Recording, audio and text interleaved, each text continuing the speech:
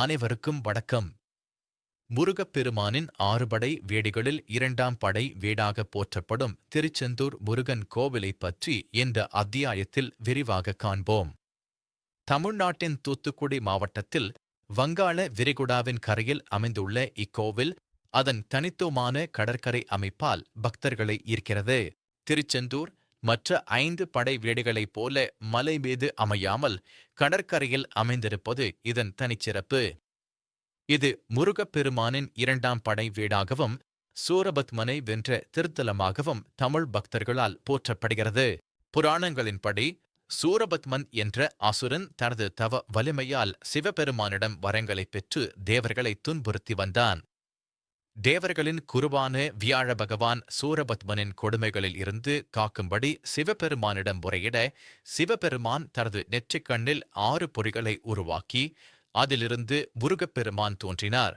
சூரபத்மனை வதம் செய்வதற்காக முருகப்பெருமான் திருச்செந்தூருக்கு வந்தார். திருச்செந்தூர் கடற்கரையில் நடந்த போரில் முருகப்பெருமான் தனது புனிதமான வேல் கொண்டு சூரபத்மனை வென்று அவனை மயில் மற்றும் குக்குடமாக மாற்றினார். சூரபத்மனை வதம் செய்த பிறகு முருகப்பெருமான் தனது தந்தையான சிவபெருமானை வணங்குவதற்காக தெய்வீக சிற்பி மயனை அழைத்து இந்த கோவிலை கட்டும்படி கட்டளையிட்டார். இந்த நிகழ்வு ஐப்பசி மாதத்தில் கொண்டாடப்படும் கந்த சஷ்டி விழாவாக கொண்டாடப்படுகிறது. போருக்கு முன்னும் பின்னும் முருகப்பெருமான் கடற்கரையில் தங்கியிருந்ததாகவும் போர் முடிந்ததும் தனது தந்தையான சிவபெருமானை வழிபட்டு ஆசி பெற்றதாகவும் புராணங்கள் கூறுகின்றன. இக்கோவில் சுமார் 2000 முதல் 3000 வரை ஆண்டுகள் பழமையானது என கருதப்படுகிறது மற்றும் 1941 இல் புதுப்பிக்கப்பட்டு கும்பாபிஷேகம் செய்யப்பட்டது. திருச்செந்தூர் முருகன் கோவில் திராவிட கட்டிடக்கலைக்கு ஒரு சிறந்த எடுத்துக்காட்டு. 91 மீட்டர் வடக்கிலிருந்து தெற்காகவும் 65 மீட்டர் கிழக்கிலிருந்து மேற்காகவும் நீண்ட இக்கோவிலின் 157 அடி உயரம் கொண்ட 9 நிலை இராஜகோபுரம் கடலில் இருந்து 12 மைல்கள் தொலைவில் இருந்தே தெரியும் ஒரு முக்கிய அடையாளமாகும். கோவில் வளாகத்தின் பிரதான நுழைவாயில் தெற்கு திசையில் அமைந்துள்ளது. கருவறையானது ஒரு குகைக்குள் அமைந்துள்ளது. மூலவர் முருகன் ஒரு குழந்தையாக காட்சியளிக்கிறார். பக்தர்களுக்கு அருள் புரிகிறார். வள்ளி மற்றும் தெய்வானைக்கான சன்னதிகளும் இங்கு உள்ளன. கோவிலுக்கு 100 மீட்டர் தெற்கே நாழிக்கிணறு என்ற புனித கிணறு உள்ளது.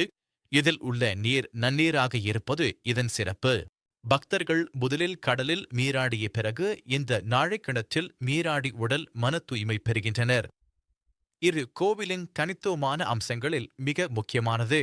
திருச்செந்தூர் முருகன் கோவிலில் ஆண்டு முழுவதும் பல திருவிழாக்கள் கொண்டாடப்படுகின்றன. இதில் மிக முக்கியமானது ஐப்பசி மாதத்தில் கொண்டாடப்படும் 15 நாள் கந்த சஷ்டி விழா. இது முருகப்பெருமான் சூரபத்மனை வென்றதை குறிக்கிறது. சூரசம்ஹாரம் எனப்படும் திருவிழாவின் 6ஆம் நாள் தீமையின் மீது நன்மையின் வெற்றியை குறிக்கும் வகையில் பிரமாண்டமாக கொண்டாடப்படுகிறது. இந்த நாளில் பல்லாயிரக்கணக்கான பக்தர்கள் கூடி வண்ணவசதமான கோலங்களுடன் விழாவில் பங்கேற்கின்றனர். மேலும் வைகாசி விசாகம், தைப்பூசம் போன்ற திருவிழாக்களும் இங்கு சிறப்பாக நடைபெறுகின்றன. கோவிலில் தினமும் சந்தானம், உச்சிக்கலம், சாயரட்சை உள்ளிட்ட பல்வேறு பூஜைகள் நடைபெறுகின்றன. திருச்செந்தூர் முருகன் கோவில் ஆன்மீக முக்கியத்துவம், கட்டிடக்கலை அழகு மற்றும் வளமான கலாச்சார பாரம்பரியம் ஆகியவற்றின் சங்கமமாக விளங்குகிறது.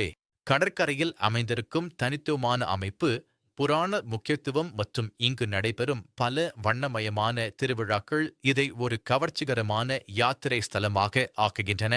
முருகப்பெருமானின் ஆசீர்வாதங்களை பெறவும், கலாச்சாரத்தில் மூழ்கிப் போகவும், ஆன்மீக விழிப்புணர்வை பெறவும் திருச்செந்தூர் முருகன் கோவிலுக்கு ஒருமுறை சென்று வாருங்கள்.